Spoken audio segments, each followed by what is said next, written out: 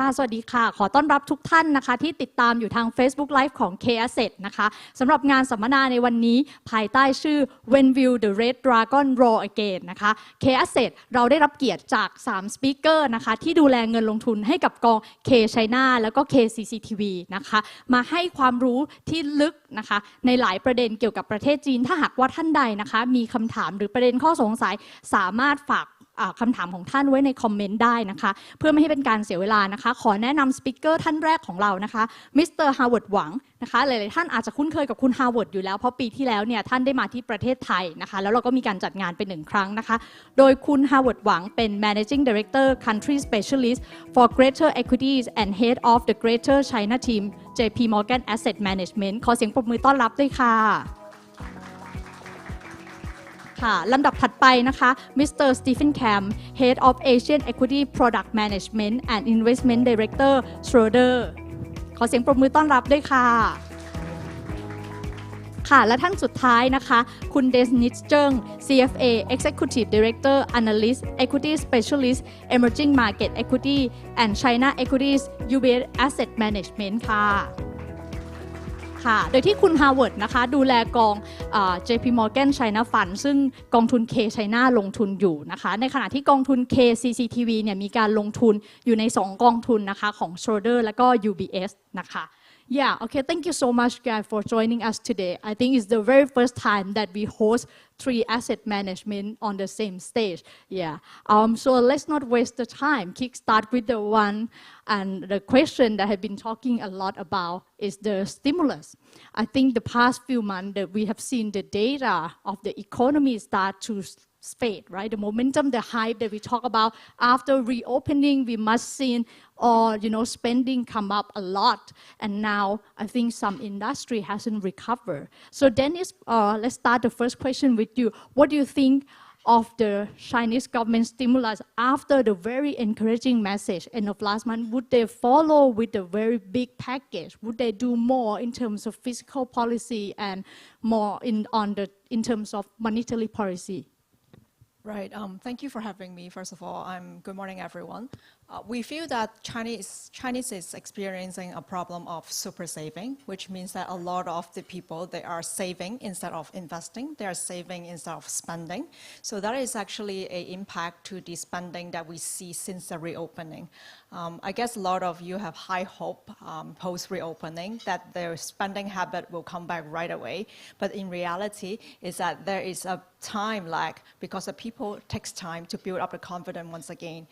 Over the past years, you could see that there were businesses that go bankrupt, there were people that got out of job because of the COVID lockdowns, etc. So there are issues with the people overall spending capability and the way that they would like to spend.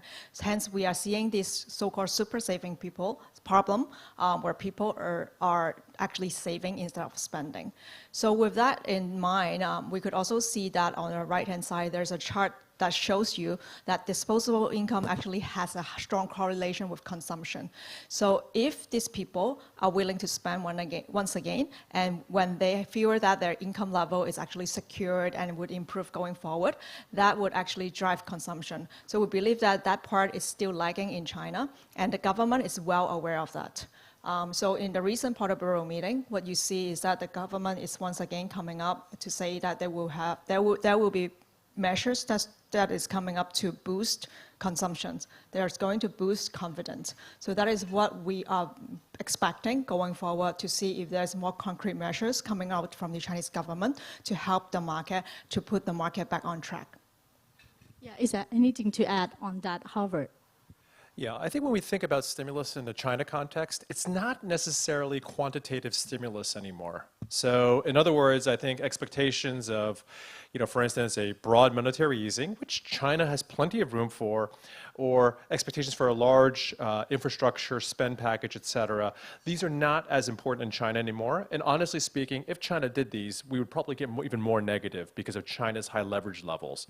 But when we think about what kind of stimulus will matter for China, it's a little bit more qualitative. It's not about necessarily just about money spending or trying to get people to buy more cars or home appliances. These will happen. These will happen in small little bits and pieces, and eventually it will accumulate and it will be meaningful. But the most important thing is to, as Denise talked about, restore confidence. And I think there's probably two paths that the government can take to restore confidence that will matter eventually, because we've seen them work before.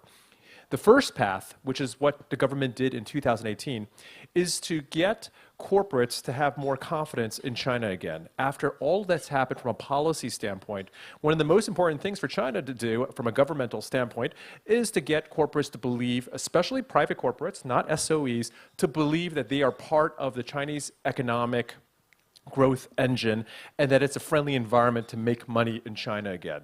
So we've already started seeing this happen, whether it's concrete measures, like for instance, allowing more online games to get approved, or whether it's more fuzzy but important measures, like having all the platform companies come and speak to the senior people in Beijing.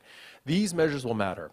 The second set of qualitative measures that will matter is that the notion that China and the United States have a long-standing geopolitical problem that will have economic implications. To kind of back off from the heat of the rhetoric that's happened over the past year, you can have people like, for instance, all these top U.S. governmental officials come to China, but probably even more importantly, you can have people like my boss, Jamie Dimon, come to China, or Bill Gates, Elon Musk, Tim Cook, and the like. So a lot of this is basically there to reestablish that China is still normal, that things have not changed so drastically during COVID, that it's an environment in which you have to have low confidence. And as Denise mentioned, this takes time to come through. So I think these are probably the more important things, from a China stimulus standpoint. And even the little dribs and drabs of home appliance voucher or car subsidy, et cetera, those will matter in the end also. China tends to move cautiously these days, but when you look at the accumulation of these things, they'll matter. Yeah. Okay, your turn, Stephen, on this very tough question. Well, a lot's already been covered by Denise and by Howard, and I very much agree with what's been said. I think certainly we've got a slide here on essentially triple R cuts, monetary stimulus, fiscal stimulus. On the monetary side, we don't expect too much to be done, but at the same time, the effectiveness, the monetary conditions at the moment, liquidity conditions in China are already very loose. On the fiscal side, to some extent, that may be limited, just in terms of budget constraints. So I think that ultimately what they are doing right now, trying to build confidence through, again, more qualitative measures is exactly what they should be doing. But again, I think the important point is that expectations from investors at the beginning of the year perhaps were a little bit too optimistic. Even ourselves, I think we were hoping for a stronger recovery, just in terms of that consumption recovery that was expected post-COVID. But obviously that has come a little bit slower than expected, but again, with what's being introduced, and in particular, I think things like support around the housing market. If you are worried about your house price going down, if prices are going down entirely, essentially you're not going to be very confident about going out and buying another property or really going out and spending. So I think that will take some time, but all of this is coming. And I think that ultimately, when you're looking at it from a market perspective, much of the pessimism has already been priced in. At least from our perspective, the risk reward right now looks quite reasonable. Yeah, thank you, Stephen. Since Stephen have mentioned about going out and buy a house, right? Property market is also a sector that we're talking a lot about and have high hope that it should have passed the bottom, right? The market should have recovered. So Howard, what happened to the property market and what happened to the rebound that we've been expecting and then hasn't come? Or what's happened on the ground there? Right. Well, I think basically what's happened in the property market is the government won. So they wanted to break the psychology in the market that property was a one-way trade. You buy, you leverage as much as you can, you buy another one, and then you make money on it. And that psychology has been broken. And that psychology was also broken on the corporate side, which is, let me leverage my balance sheet as much as possible, buy as much land as possible, turn it into apartments, and keep on recycling the cash over and over again from prepayments. So that's the good news. The bad news is the confidence has been broken so decisively, as Steve was mentioning, that we have now moved into an environment that at times feels a little bit like a crisis. So I think what the government now is trying to do is put a floor underneath this market. Tell people, well, look, we've done what we need to do in terms of breaking the psychology of the market. Now it's an okay investment class. Now you can go and upgrade your apartment, and then to try to take off some of those restrictive measures to make it possible for property to be a viable part of GDP again. Now, I want to just emphasize, we put up some kind of bearish charts here on the screen. Property is no longer a Chinese growth engine. You can still build a great business that has something to do with property. Maybe it's not development anymore. Maybe it's doing waterproofing or paints or furniture or something. So for us as investors, we've kind of moved away from buying the kind of companies that keep on buying land and manufacture it into apartments, and then move on to other parts of the economy or businesses that are linked into property. Because I think when you look at China, a lot of apartments have been built. A lot of leverage has been taken on. And as we all know, the Chinese population is kind of peaking out. So property is not what was 20 years ago, but it'll still matter. And it's still important for the government to restore confidence that people should be able to buy an apartment. Yeah, okay, that sounds like there's a hope, but take time, right? So Dennis, what do you think of the property market situation here? Right, I do agree with Howard that the overall market, it's not going to go back to its peak once again with regards to the property, because the mindset of a lot of people has actually changed. And that was due to the fact that the government has been imposing very strict policies to the developers. They were tightening the three red lines you might have heard. So there is a liquidity problem among these developers. And there is also unwanted consequences. For example, a fall in, a decline in, asset prices, which is much more than they had hoped, and a lot of home buyers, because of the reductions of the housing prices, which is a large part of their access. A lot of people in China, a big part of their balance sheet is actually with the house. So there is a decline in the confidence level as a result of that. So these are what we call the unwanted consequences of the decline of housing prices and the policy that the government imposed. So in the recent Politburo meeting, the phrase or the terms which says housing is for living but not for speculation, it's removed. So I think it's actually a pretty positive sign that they know that they have overdone it to a certain extent, and they would like to, fix the issues.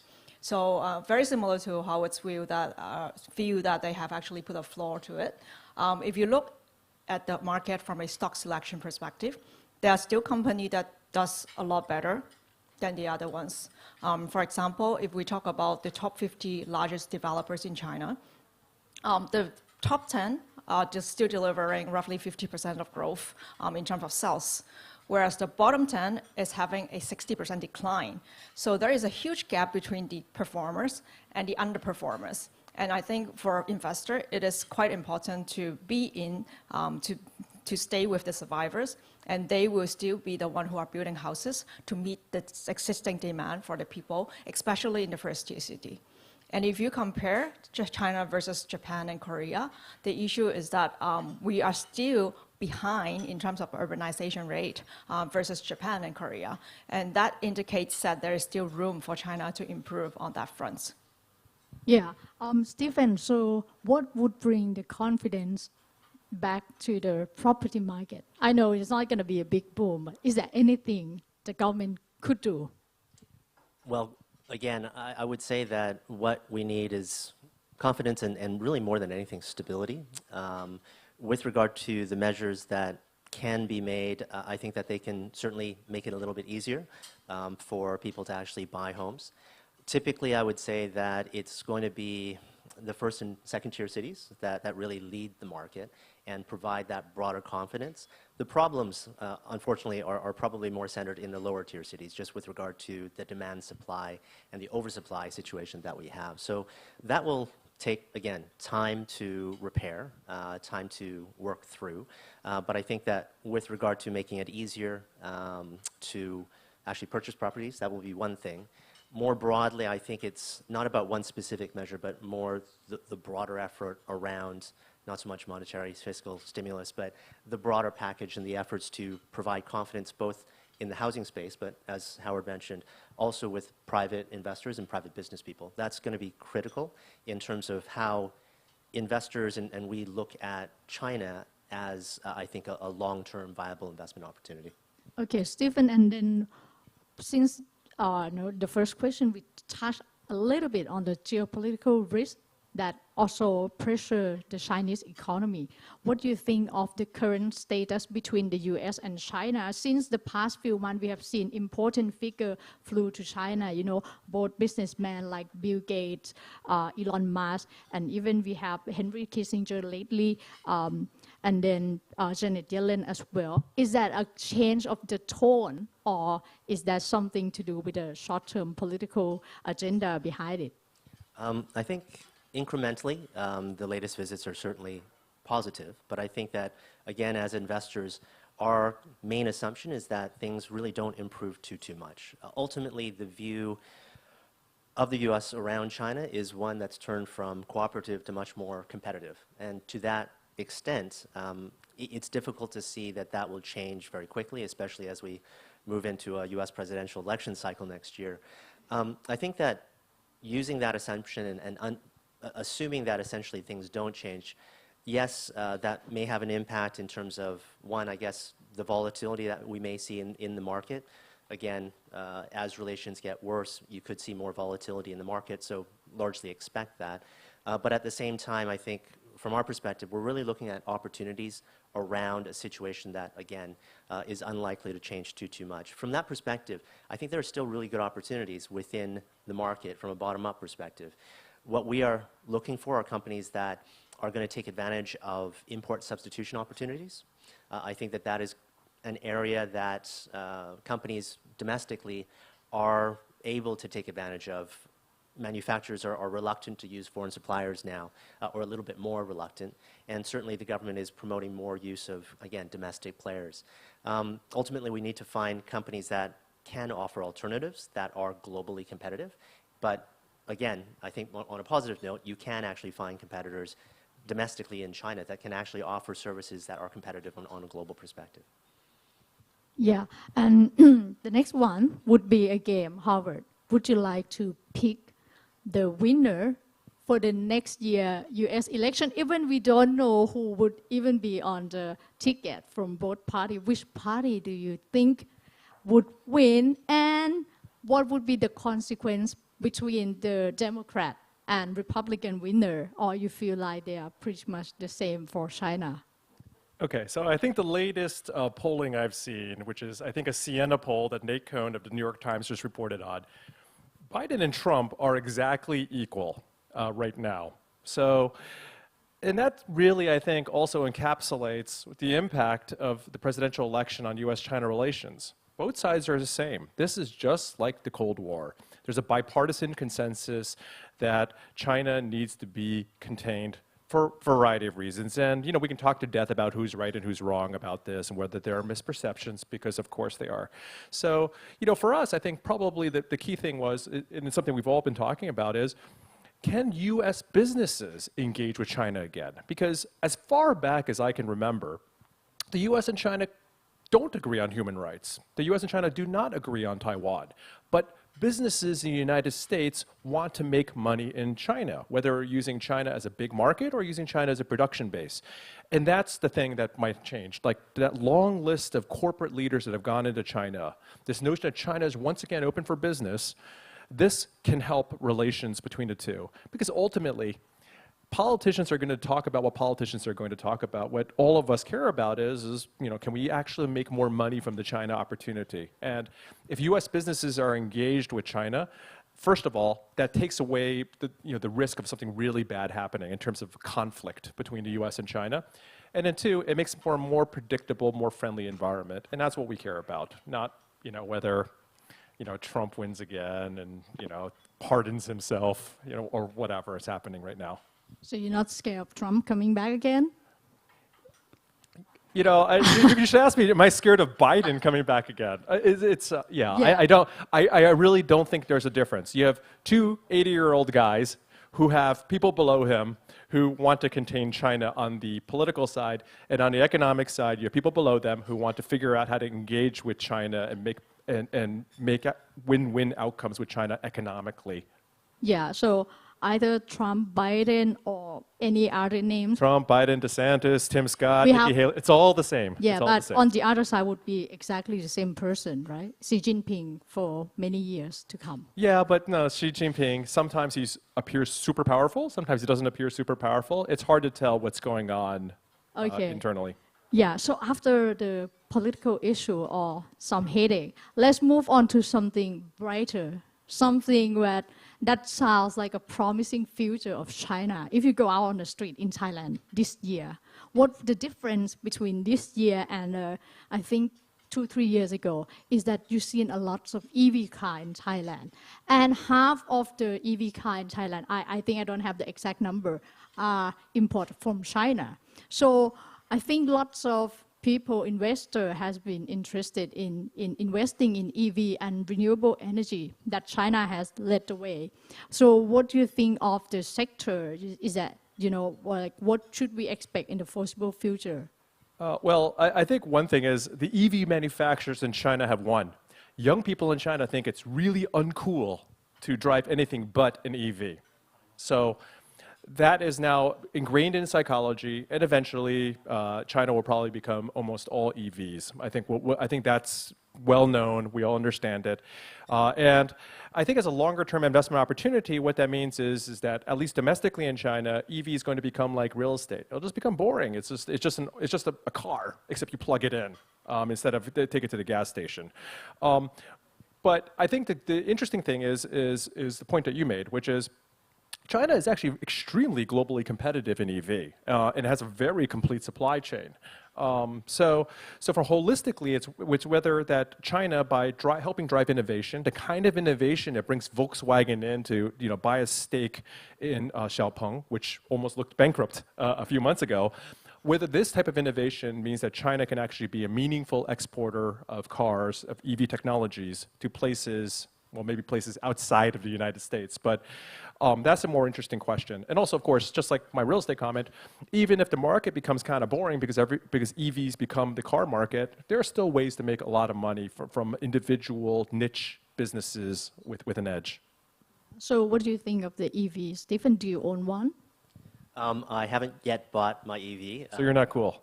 Very not cool. Way too old to be cool. Denise must have an EV. Denise is the target market, of course. I think that from our perspective, yes, the EV market is something that's very interesting to us. It's absolutely a key growth area domestically as well as externally for China. I think that the difficulty from our perspective is actually identifying which car company is going to win. And quite frankly, all the cars look kind of cool. All the cars kind of look the same. So the way that we tend to play it is actually to invest on the back end, that being to invest into some of the component car makers. We don't have to figure out who's going to be the leader within the space in terms of manufacturers. We just have to make sure that the entire industry grows, which clearly is happening right now. And I think along the lines of EV, the environment overall, I think is an area that is very interesting, very competitive, but very interesting for us as an investment opportunity in China. I mean, the government clearly cares about the environment, the initiatives that they are making to drive electrification of the entire nation. It really goes to show what kind of emphasis and initiatives can be seen. So from our perspective, looking at the entire space, there's a huge investment opportunity there. I think you need to be selective. We have investments, some in solar, which we've been reducing a little bit, but I think wind as well as, again, grid electrification. These are all areas that essentially require more investment. They're going to be growing very quickly. And I think, again, if you can identify the right companies that are, one, oftentimes taking leadership positions, two, perhaps more importantly, are able to protect their position, don't suffer from ASP declines, but are able to set prices, that is going to be a great company to own on a longer-term perspective. So again, a lot of the cyclical noise that you hear, clearly it's having an impact on the market, but try to see through that noise because there are some great opportunities still. Okay, so I have to end this question with the target market of the EV car, right? The younger generation. So what do you think of the EV industry, Dennis? It's definitely a very interesting industry, and it's like everyone has been sharing. It is definitely a good opportunity within China. China at this point is actually one of the largest exporter, if not the largest exporter of EV cars. So they does have the capability to build very, very successful car. I think the mindset of having an EV car among the younger generation in China is quite different. It is less like a car, but more like a mobile phone, which means that the software is becoming more important than the car itself, the hardware. The people are chasing after different, generations of new EV cars for a shorter period of time. Previously, if you own, imagine like 30 years ago when you own a phone, you could use it for a very long time because you're just answering calls on the phone. Now you are doing a lot more than answering phones on your phone. So it is very different scenarios where the mindset has changed that they will need new models. They will need to have a new EV cars. Once after 2-3 years, there's a new model. It's not cool anymore to have the old car. So their sales is going to increase definitely in China. And China itself is the largest EV market. But then having that backdrop in the back of our mind, we still need to come back to stock selection. Come back into companies that would do well in the long run. So within this market, we have seen issues like building up of inventories because everyone knows that this is an exciting market and every EV car makers are making a lot of cars. So we need this car to be sold in order for this company to make money. And not just only that, you need to sell this car at a profitable level. So because of these high inventories, a lot of these EV car makers are actually putting on discount on their cars. So they are having deep discount and competing with companies like Tesla, where they have a big factories in Shanghai. They are selling their car cheapest globally in China. So the EV car, the Tesla car sold in China is the cheapest amount like anywhere else in the world. So the competition there is actually fierce. So back to stock selection, you really need to be patient to be able to let the dust settle down and to identify the companies which would be the long-term winners and would able to sell car and make money out of the sale. So that is the key for us investing in this sector. Yeah, I agree with you on the point of EV start to feel more like mobile phone. Yesterday, my colleague told me that she went to see one of the Chinese brand, and she said there is a massage pad on her hand, and she was like, "Why they put a massage pad here?" But I guess the next one, if they want to sell in Thailand, they would have full body massage, even like foot massage, right? So I have to I've take. experienced that myself. Yeah, I was like, yeah, or the Chinese car, they have like 7 colors in the car. Yeah, I'll need to take a break here a little bit to translate some that we have discussed because there's going to be a lot for our investor to catch up. So the first question, okay, yeah, sorry, I have to turn back to Thai. ค่ะสำหรับท่านที่ติดตามอยู่ทาง Facebook Live นะคะรวมถึงในห้องเดี๋ยวขออนุญาตแปลบางส่วนนะคะที่สปีกเกอร์ของเราได้พูดไปนะคะในช่วงครึ่งแรกนะคะสำหรับคำถามแรกเป็นเรื่องของการกระตุ้นเศรษฐกิจของรัฐบาลจีนนะคะทุกท่านยังมีความเห็นค่อนข้างไปในทิศทางเดียวกันนะคะว่าการกระตุ้นเศรษฐกิจของรัฐบาลจีนเนี่ยจะเป็นไปต่อเนื่องนะคะแต่ไม่ใช่ออกมาในลักษณะของแพ็กเกจขนาดใหญ่นะคะอาจจะเป็นมาตรการเฉพาะบางธุรกิจนะคะที่เข้าไปในส่วนที่รัฐบาลจีนคิดว่าเป็นปัญหาแล้วก็อาจจะไม่ได้ใช้ในเรื่องของเงินโดยตรงนะคะบางเรื่องเนี่ยอาจจะเป็นของการเป็นลักษณะที่รัฐบาลเนี่ยส่งสัญญาณหรือโทนว่าอยากจะสนับสนุนอุตสาหกรรมนี้ต่อไปนะคะอย่างเช่นที่เขามีการเรียกให้ผู้บริหารของทางที่เป็นแพลตฟอร์มอีคอมเมิร์ซนะคะเข้ามาพบก็เรียกว่าเป็นการส่งสัญญาณที่ดีให้กับตลาดนะคะรวมถึงการลดอัตราดอกเบี้ยเนี่ยจีนเนี่ยยังสามารถที่จะลดอัตราดอกเบี้ยรวมถึง RRR ลงได้อีกเยอะนะคะเพราะว่าจีนเนี่ยไม่มีปัญหาเรื่องของเงินเฟ้อเมื่อเทียบกับประเทศอื่น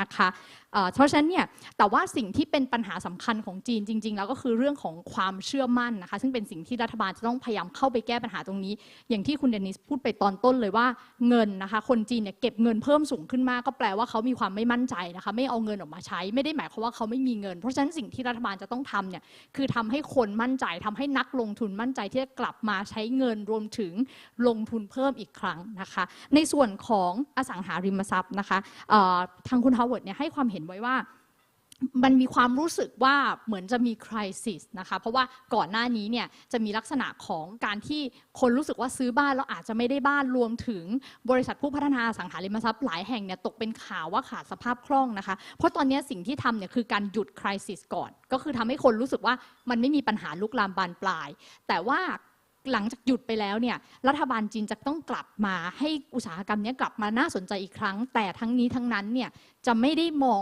property market เนี่ยเป็นลักษณะของ growth factor หลักของประเทศจีนอีกต่อไปนะคะก็คือตลาดอสังหาเนี่ยจะเติบโตแต่ไม่ได้กลับไปรุนแรงเติบโตในหลากหลายเปอร์เซ็นต์เหมือนกับช่วงก่อนหน้านี้นะคะเพราะรัฐบาลจีนเนี่ยก็ยังคิดว่ามันไม่ควรจะเป็นเซกเตอร์หลักในการที่จะนำพาเศรษฐกิจจีนไปข้างหน้านะคะแต่ทั้งนี้ทั้งนั้นเนี่ยก็สามารถที่จะเริ่มที่เมืองใหญ่ก่อนได้นะคะเรียกความเชื่อมั่นให้ยอดขายของตัวบ้านเนี่ยในเมืองใหญ่กลับมาได้ก่อนแล้วก็เมืองอื่นๆเนี่ยก็จะตามมานะคะรวมถึงเราก็เห็นประโยคสำคัญนะคะจากโพลิตบูโรมิทติ้งรอบล่าสุดก็คือมีการลบประโยคที่บอกว่าบ้านสำหรับอยู่อาศัยเท่านั้นห้างเก็งกำไรเนี่ยลบประโยคนี้ออกไปจากในสเตทเมนต์นะคะก็คาดว่ารัฐบาลเนี่ยจะผ่อนคลายมากขึ้นแต่จะค่อยๆทำไปนะคะในส่วนของความสัมพันธ์ระหว่างสหรัฐกับจีนนะคะแม้ว่าจะมีนักการเมืองของสหรัฐรวมถึงนักธุรกิจดังๆนะคะไปเยี่ยมที่จีนหลายท่านก็คือทำให้ดูเหมือนความสัมพันธ์ที่ตึงเครียดมากก่อนหน้านี้นะคะในเรื่องของไต้หวันเนี่ยดูผ่อนคลายลงไปแต่ว่าทั้ง3ท่านเนี่ยก็ยังเห็นตรงกันว่าความตึงเครียดระหว่างจีนกับสหรัฐเนี่ยจะยังอยู่ต่อไปคือคงจะเป็นลักษณะเหมือนกับในช่วงสงครามเย็นนะคะก็คือยังมีความตึงตัวแล้วว่าสหรัฐเนี่ยก็มองว่าจีนเนี่ยเป็นสิ่งที่ต้องถูกควบคุมเอาไว้นะคะไม่ปล่อยให้ขึ้นมามีสถานะอำนาจเท่ากับตัวเองแต่ทั้งนี้ทั้งนั้นเนี่ยตลาดก็น่าจะ price in ไปหมดแล้วนะคะอันนี้คือสิ่งที่คุณสตีเฟนบอกแล้วก็คุณสตีเฟนเนี่ยพยายามจะเน้นว่าจริงๆแล้วเนี่ยสหรัฐกับจีนมีปัญหากันเนี่ยมันเปิดโอกาสให้กับอุตสาหกรรมในจีนหลายๆอย่างที่จำเป็นที่จะต้องสร้างซัพพลายเชนของตัวเองขึ้นมานะคะเพราะฉะนั้นเนี่ยการ select หุ้นหรือ select industry ที่ได้ประโยชน์เนี่ยยังช่วยนักลงทุนได้นะคะไม่ได้เป็นข้อเสียไปซะทั้งหมดนะคะแล้วก็ไม่ว่าใครจะชนะนะคะจากพรรค Republican หรือ Democrat เนี่ยก็น่าจะไม่มีผลต่างกันกับสำหรับจีนมากนะคะก็คือความสัมพันธ์มันก็คงจะยังตึงตัวแบบนี้อยู่นะคะแล้วก็ในเรื่องสุดท้ายนะคะเราคุยกันในเรื่องของรถยนต์ EV นะคะทั้ง3ท่านก็เห็นว่ามันเป็นสิ่งที่จีนทำได้ดีนะคะจีนเนี่ยเป็น global player ที่แท้จริงของตลาด EV แต่อย่างที่คุณเดนิสให้ดูสไลด์ตอนท้ายนะคะว่าสำหรับในจีนเนี่ยการแข่งขันมันค่อนข้างสูงมากบอกว่าการใช้รถ EV เนี่ยมองไปเหมือนลักษณะของการใช้โทรศัพท์และไม่ใช่ในปัจจุบันไม่ใช่ว่าใช้รถคันนึงไปเป็นเวลายาวนานนะคะแต่ใช้รถเนี่ยเพราะว่ามีฟังก์ชันมีความคูลนะคะแต่รถเนี่ยก็จะต้องมีการแข่งขันกันรวมถึงก็อาจจะต้องเลือกนะคะบริษัทหรือเพลเยอร์ที่ได้ประโยชน์จริงๆนะคะคุณสตีเฟนก็พอยว่าในการลงทุนใน EV เนี่ยไม่ได้จำเป็นจะต้องลงทุนในเฉพาะผู้ประกอบรถ EV อย่างเดียวนะคะหรือแบรนด์ที่เราเคยได้ยินชื่อ NIO เสี่ยวผิงนะคะแต่เราอาจจะลงทุนในคนที่ผลิตชิ้นส่วนนะคะที่อยู่ในอุตสาหกรรมนะคะตั้งแต่ต้นน้ำของรถ EV ก็ได้เช่นกันนะคะซึ่งทั้งนี้ทั้งนั้นเนี่ยรถ EV ยังมีโอกาสที่จะเติบโตต่อไปเพียงแต่ว่าปัญหาของตลาดเนี่ยมันจะต้องค่อยๆ consolidate เพราะว่ามีจำนวนซัพพลายเออร์มากขึ้นนะคะถ้าอย่างนั้นเดี๋ยวเราจะเข้าสู่ช่วงต่อไปที่เกี่ยวกับการลงทุนในกองทุนโดยตรงเพิ่มมากขึ้นนะคะ so next we are moving on to more of the investment to the fund Usually, the next question I usually put in the very end of every discussion that we have, but today we put it in the middle. I think this is the question that our investors like to ask the most or they have in mind. I've been asking a lot, should we invest in China today? Is today the right time? Should I wait? Should I average my investment, over the next few months? So, yeah, what do you think? What do you have in mind for that? Should we invest in China now? Then it start with you. Sure. I think all of us agree that Chinese equities are cheap. They are valuation-wise, it's across the board. Different countries, it's one of the cheapest in the region. It's definitely much cheaper than the U.S. We talked about risk factors that we need to be worried about. We're worried about the debt issues. We're worried about the property crisis that we've been describing. But the issue is that how much of that is actually in the price. And that's what most investors should be thinking. So my point of view is that China is actually pricing in a lot of those factors that we have described before. Valuation is looking very compelling from a long-term investment perspective. I would say that certainly there are issues that they will continue need to be worked on. We are waiting for more concrete measures, for example, from the Chinese government to see how they would restore confidence among the entrepreneurs, the corporates, as well as like individual people. But after all, China is the second largest market in the world. There are a lot of investment opportunities. There are more than 4,000 stocks that you can pick and choose from. It is not about the beta opportunity. It's more about the alpha opportunities that we look for industry winners that could sustain their growth for a longer period of time. Yeah, so what do you think of that, Stephen? No, I think we'd very much agree. Obviously, just looking at the charts, it's very clear. Evaluations for China look very compelling. Again, we talked a lot. Denise mentioned what's been in the price and what's been priced in already, and clearly there has been quite a bit of bad news. Initially, obviously, you had a good couple of months of strong performance at the beginning of the year around the excitement of the COVID reopening, but that's changed, and there's been a slew of weaker macro numbers. A lot of developments around that have really impacted the market and brought the market back down. So I think really looking at the risk-reward for the market at the moment, it does look compelling. And I think it comes back to the fact that ultimately, again, China's never been an easy market to invest in. There's always a lot of volatility. I think one, it's what's been priced in, and then two, essentially what the risk-reward, how does the risk-reward look? And to that extent, with so many of the risks already seemingly being priced in, and potentially, again, a change, incrementally at the very least, a change in terms of how the government is trying to tackle the problem, acknowledgement by the government, simply put, that essentially things need to be done to improve the macro situation. I think all points to the fact that potentially the reward might be there for investors at this point in time. Yeah, so do you have anything to add, Howard? No, I think Steve put it well, and he has a broad context of looking at all the Asian markets of where China stands. The only thing I would add, though, is I work for a big global firm, so every few years I have to have these conversations with people in New York and London about how China is destroyed and is uninvestable. So this time, of course, we're having this conversation. The trade war was going to destroy China back in 2018. The LGFV debt and real estate debt was going to destroy China a few years before that, et cetera, et cetera, et cetera.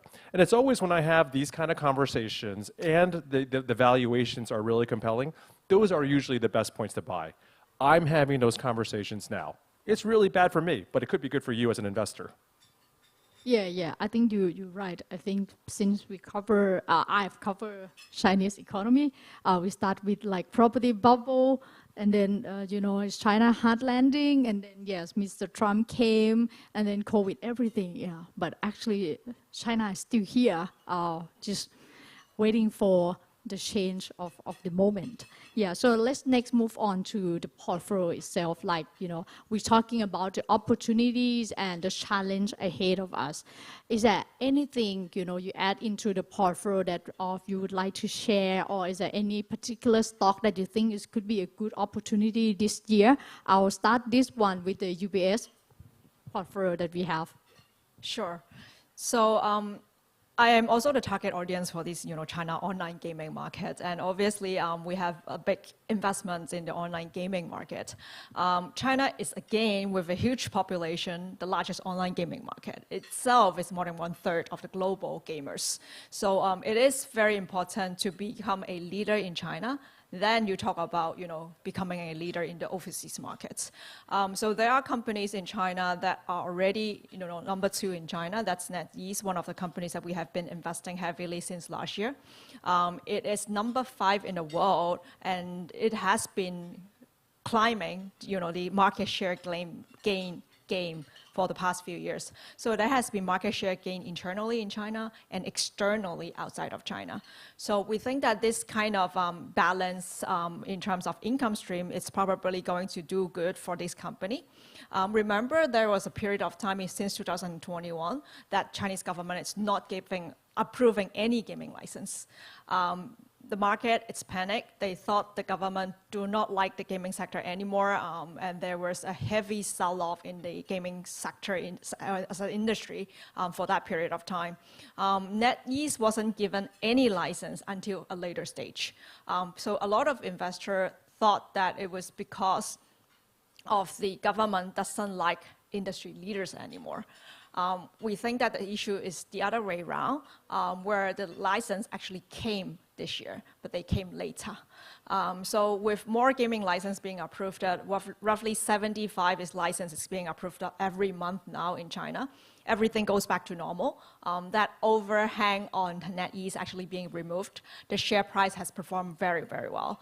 I would say that companies like such with the capability, very strong gaming developed capability that is solid and testified in China, and taking this capability outside of China, and they are penetrating markets like Japan, Korea, Southeast Asia, and with the ambitions to be one of the leaders in European market and US market as well.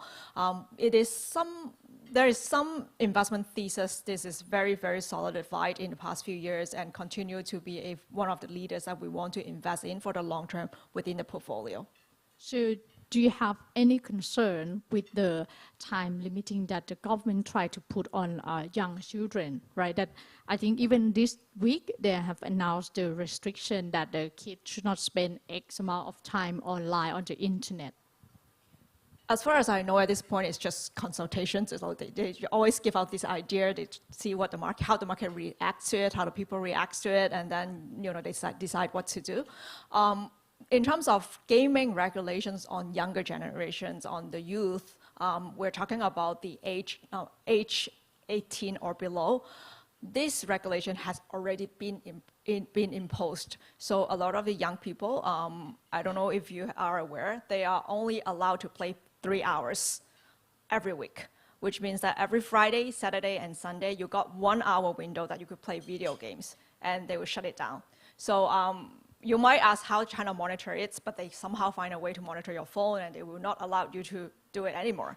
So that has already been imposed. Does that have a significant impact to the revenue or income for NetEase?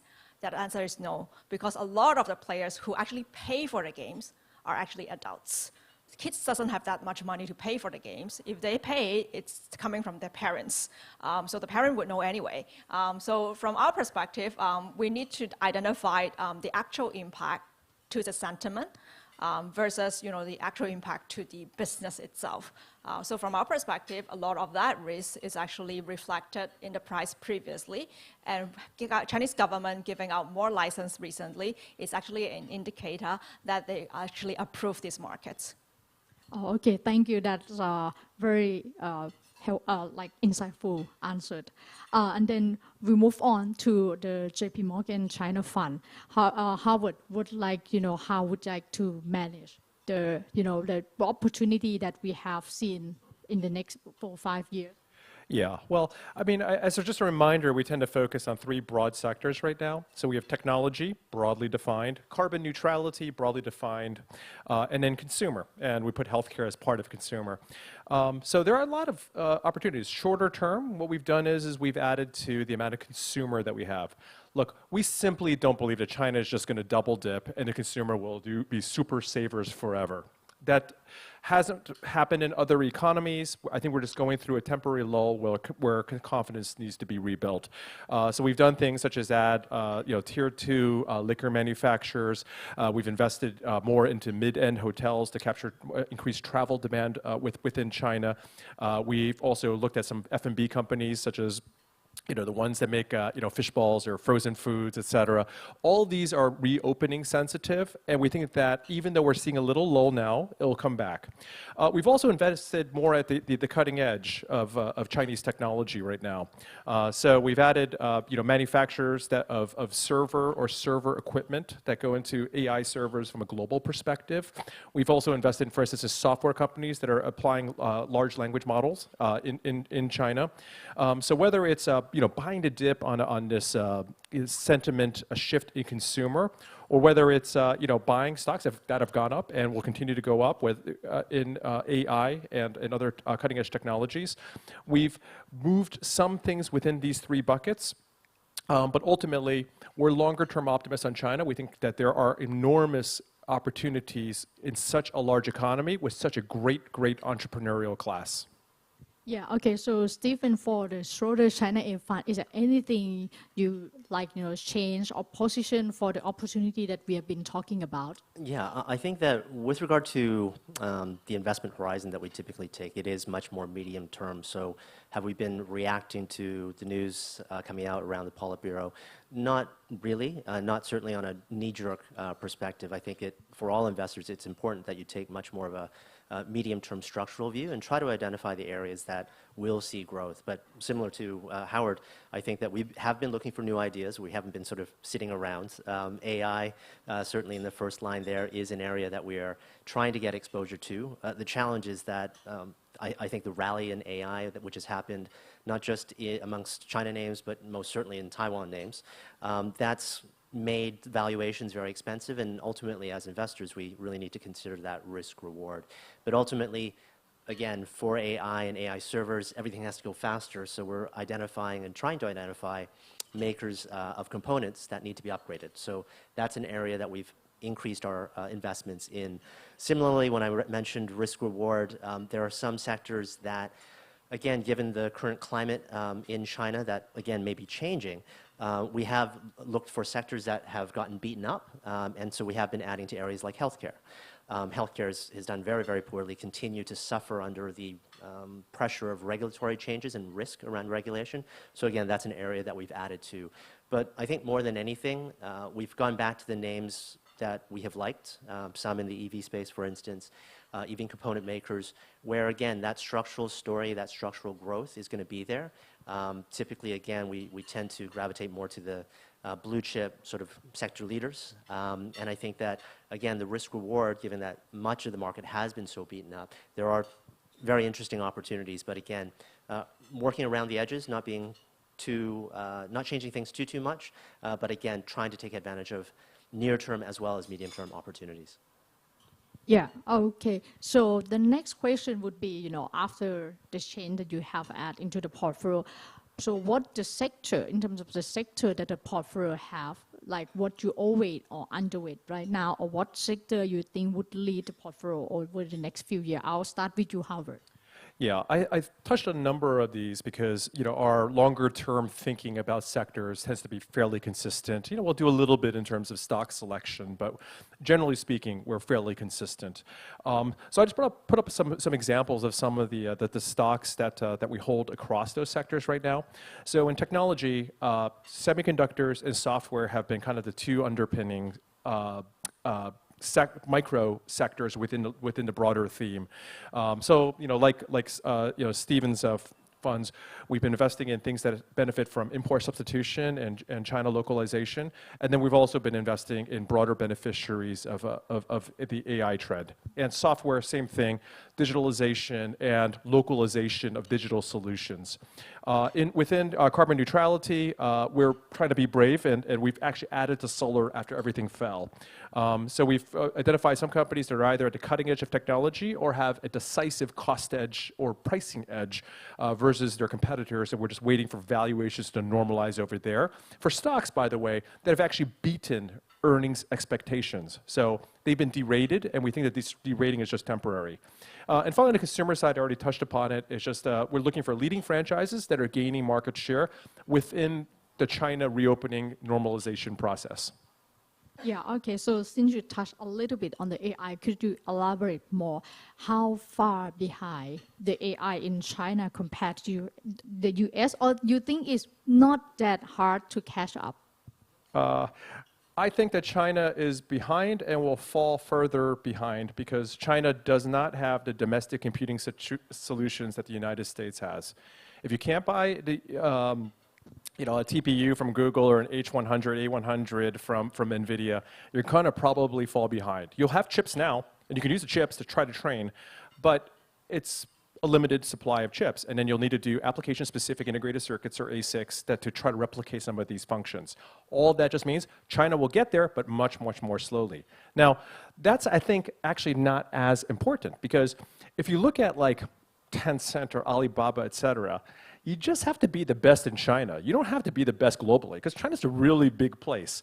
So as long as you have the best AI solutions for China in Chinese language, you're probably going to be able to have a great economic opportunity. So for instance, I was reading a New York Times article where a couple of Chinese language reporters were testing ErnieBot from Baidu against ChatGPT. And they did okay at the very basic levels, but once you ask, for instance, ChatGPT to compose something in Chinese poetry, it can't do it. So in other words, I think you have two things. You have one, you just need to be the best in the China market, and two, you need to be the best in Chinese language. That's enough. You don't need to be the most advanced to make money as a shareholder. Oh, that's very encouraging message, and I agree. Like China itself it's a very big market. So, but maybe after winning in China, you could dominate many countries as well. And then move on to the Schroders China A portfolio. What do you like overweight and underweight currently? Yes, I think first and foremost, in terms of how we invest, we tend to be more medium-term focused. I think one thing that's quite unique about our fund manager is that he tends to like to invest in the mid and small cap space, where, again, you can find very interesting opportunities. I mentioned some of the sectors that we're already invested in and that were earlier highlighted, areas like EV components. We've talked a little bit about AI. I think where we have the most significant overweights are actually in the sectors of materials and industrials. Materials may sound unusual, but I think that what we try to do to capture better valuation opportunities is to invest into companies that are upstream. So you may have an obvious growth story downstream for an end company, but we try to look for their suppliers in order to, again, capture that growth opportunity, but at the same time get better valuations because the story is a little bit less obvious. So we actually have quite a bit in materials. Equally, I think within the industrial space, Howard already mentioned, industrial automation, you've got, again, negative demographics taking place, and I think both in China as well as globally, you'll see more industrial automation needs for the world. And to that extent, again, companies that are able to capture that, in many cases, component makers. That's where we're invested. And I would say that, again, in terms of technology, this is ultimately a key growth area, and import substitution, again, is a play here. We have one particular company that makes CAD software, computer animated design software. They are and have a product that is essentially as good as anything that you can get in essentially from external providers, US providers, and what have you. This company is essentially taking market share because, again, you have companies that are supporting domestic companies to some extent, whether that's a directive or whether that's voluntary. Again, it doesn't really matter. The company is essentially winning market share. So these market share gainers are really the opportunities that you want to try to take advantage of. And so that's the kind of company that we are trying to look for and invest into our funds. So the material that we see in your overweight is the new material, right? More of like something to do with the new technology rather than like a cement or steel that we would call material in the past. Absolutely. I think it's very much, we do have one specialty steel company in there, but traditionally you're not going to see cement companies within the materials space, certainly not within our portfolio.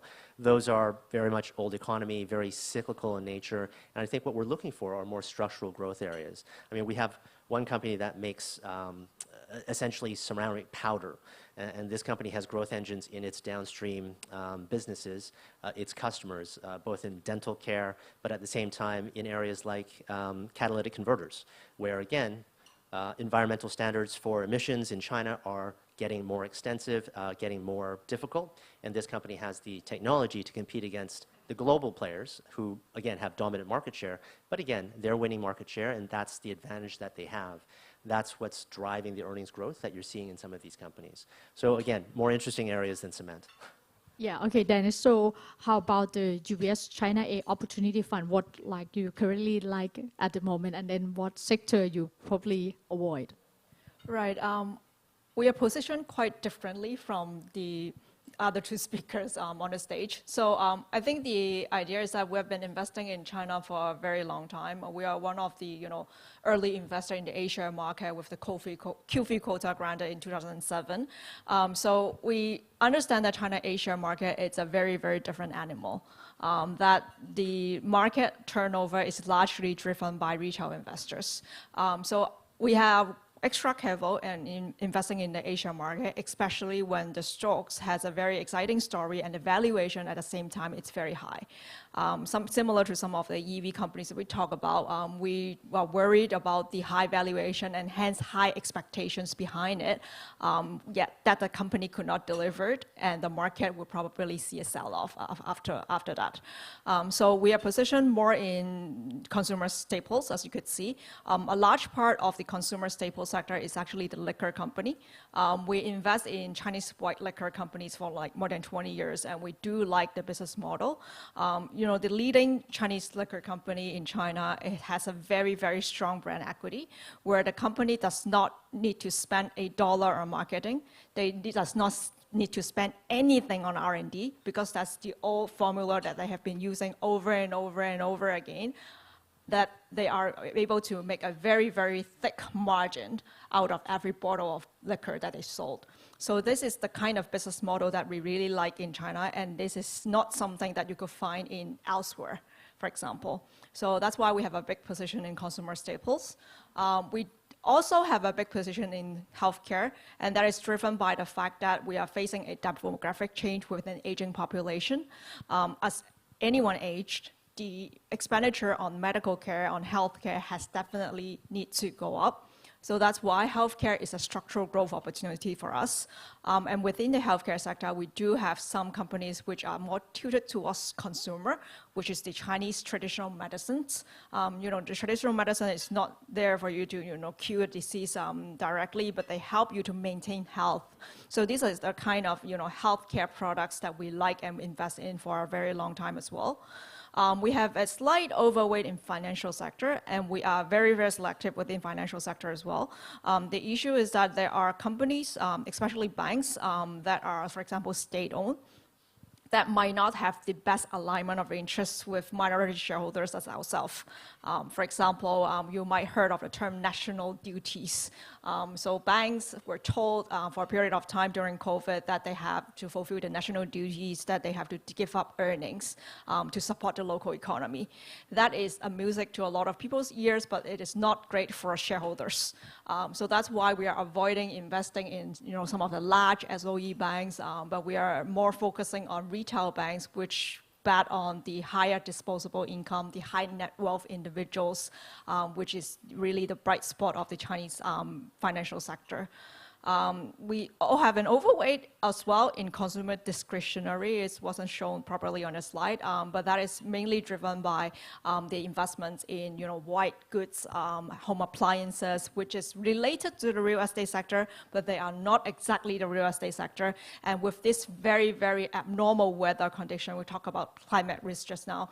So it's a very, very hot summer. The consumptions on air conditioning is actually increasing. So everyone in China is actually buying a new air conditioner now. And of course, not only in China, Europe is extremely hot this summer. So they were exporting air conditioner to Europe too. So there are structural story within some of these names which are well discussed in the past, but people might not see the interesting aspect of it and the turning point of some of this business model. On the flip side of this chart, what we don't have a lot of investment is really industrials, utilities, and energy. So I would see our portfolios to be quite different from the rest. And for all of you on the floor, if you think that you need to have a complete picture to invest in China, you should actually invest with all our funds. Thank you, Daniel, for selling this for me. Actually, I've looked at the portfolio of you three. Actually, you will share something in common, is that all three portfolios are actually exposed to new economy. Even we stop talking about this word for somehow, but it's still in my mind. It's all about new economy. It's about structural growth in China. Actually, you have the company related to property sector, right? Harvard himself have the paint, right? I remember yesterday we talked about the paint, and then you also have the property management company, right? And then even the healthcare, I think you shared like similar name, and even with Schroders and JP Morgan China Fund, I think at once you have WuXi Biologic, both of you, on the portfolio. So yeah, I mean, on the surface, it might look different because they would like to, they are expert in a different area and then have a different view on the stock. But then as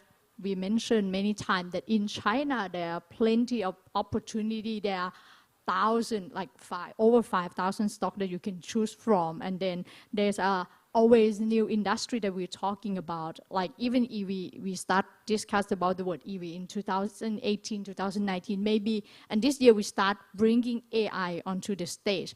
I think the next few years, maybe there's a new opportunity in China again, because China, I think they never stop to evolve over time. Like even there's lots of conversation that China might be destroyed. Maybe it's gonna be postponed for a while, right?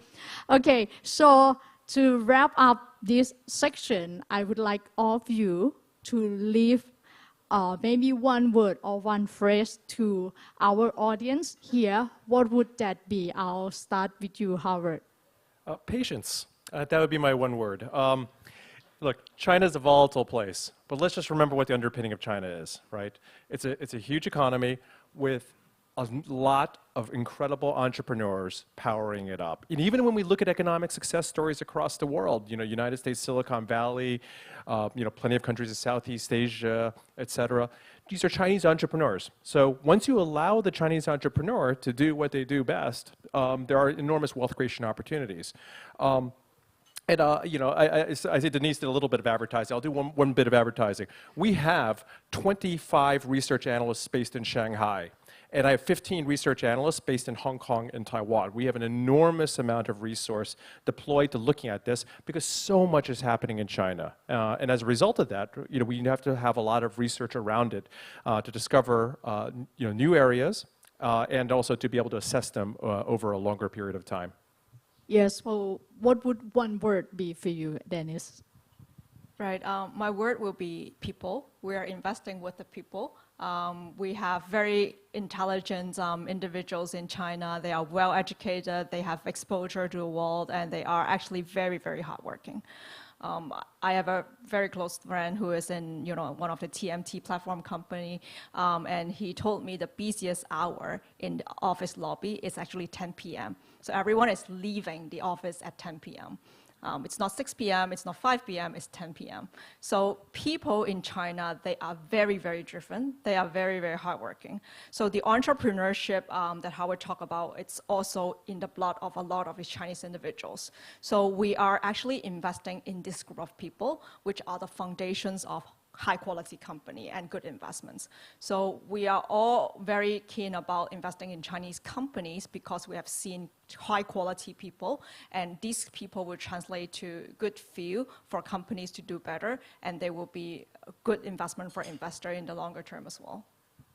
Yeah, that's very touching. I actually read on Twitter last week that Thai people mentioned on Twitter that it's incredible when they deal with Chinese people. They send the email and it's got response within 2 minutes, and lots of people trying to solve the problem, like they are fighting to get the job done. Yeah, I think that's very impressive. And I personally have the experience dealing with Chinese entrepreneurs. They are very, very impressive. They are hardworking. And I agree with your point. And then, Stephen, could you leave something to convince our investor one more time? Well, I very much agree with patience. I very much agree with the people. I think my word would be active, because I think that we've talked a lot about China's opportunities across the economy, but ultimately there are parts of the market that you really don't want exposure to, and many parts that you do want to have exposure to. I think all of us here essentially offer a very active fund management, and I think that's very important. You've heard about the structural growth. You've also heard about the banks, national service. So again, asset allocation is going to be important, and having people on the ground to help you sift through the opportunities, the good ones versus the bad, is very important. So active is my word. You want to add one more? Or that's one word enough for you, Howard? No, one word is plenty, and I think Steve brought us to a stirring conclusion. Yeah. As a Denise, be active, buy all of our funds. Yeah, I would like to conclude that all the three funds is actually cover most of the investment opportunity in China in all the sector, right? If you go to China and then they have a party or they host you on the table we'll have the white liquor that we have in UBS China Fund, China Opportunity Fund, and even Harvard also invest in the white liquor as well right now. And if you go around the city, you have the EV supply chain, or even in the U.S.-China tension, there is opportunity for the relocation back to China of some of the component that need to be made in China for the made in China theme that we have in the Schroders fund as well. So it's important to be active in China and of course patient. But I hope that this time the patient would work out or the rally, the 6-7% that we've seen over the past 2 weeks would continue, and then our investor would get what they've been waiting for. But of course, investing in China would be the long-term story. If anyone could call back 10 years, if you think about China journey over the past 10 years, it has been through a lot, but still here. As Howard mentioned, it's not that easy to destroy one of the largest economy with the people of China. I would like to thank all of you once more time to be on the stage with us. I think I'm going to wrap up in Thai for our Facebook fan that watching us right now, and then we would have a small Q&A section afterward.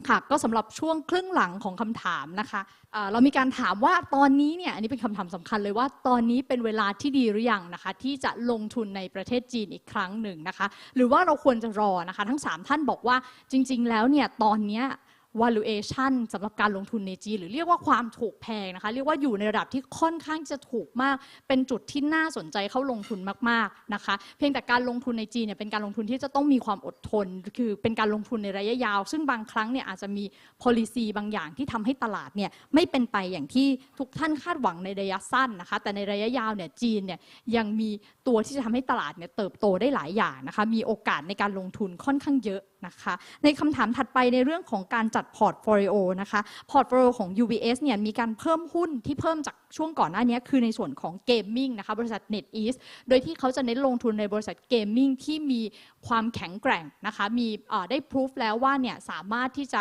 มี market share ขนาดใหญ่นะคะรวมถึงรัฐบาลจีนเนี่ยเริ่มกลับมาอนุมัติไลเซนส์ของเกมเพิ่มมากขึ้นในปีนี้หลังจากที่หยุดไปก่อนหน้านี้ค่ะเป็นสัญญาณที่ดีว่าจะมีการผ่อนปลนนะคะในเซกเตอร์นี้แม้ว่าตัวทางดิฉันเนี่ยก็มีการถามคำถามว่ามีความกังวลไหมนะคะที่รัฐบาลจีนจะควบคุมเวลาในการใช้โทรศัพท์ของเยาวชนนะคะคุณเดนิสบอกว่าส่วนใหญ่แล้วเยาวชนเนี่ยไม่ใช่แหล่งรายได้หลักของบริษัทอยู่แล้วเพราะว่าในการที่จะซื้อหรือเติมเงินเกมนะคะก็ต้องใช้เงินของผู้ปกครองส่วนใหญ่จะเป็นคนที่อายุเป็นช่วงวัยกลางคนขึ้นมาแล้วนะคะในขณะที่ Schroders เนี่ยนะคะเน้นลงทุนในหุ้นที่ได้ประโยชน์จากกลุ่ม EV อาจจะไม่ได้ลงทุนในรถ EV โดยตรงนะคะแต่ลงทุนในบริษัทที่ทำชิ้นส่วนที่เกี่ยวกับรถ EV รวมถึงที่เป็นเรื่องของ Material แล้วก็ Industrial ด้วยนะคะโดยที่ Material เนี่ยจะเป็นเรื่องของ New Material นะคะที่เกี่ยวกับอุตสาหกรรมใหม่ๆ Digital Economy ในจีนรวมถึงกองทุนของ Schroders เนี่ยค่อนข้างจะเน้นไปในหุ้นของ Mid Small Cap ซึ่งเป็นสิ่งที่ต่างจากกองทุนอื่นนะคะ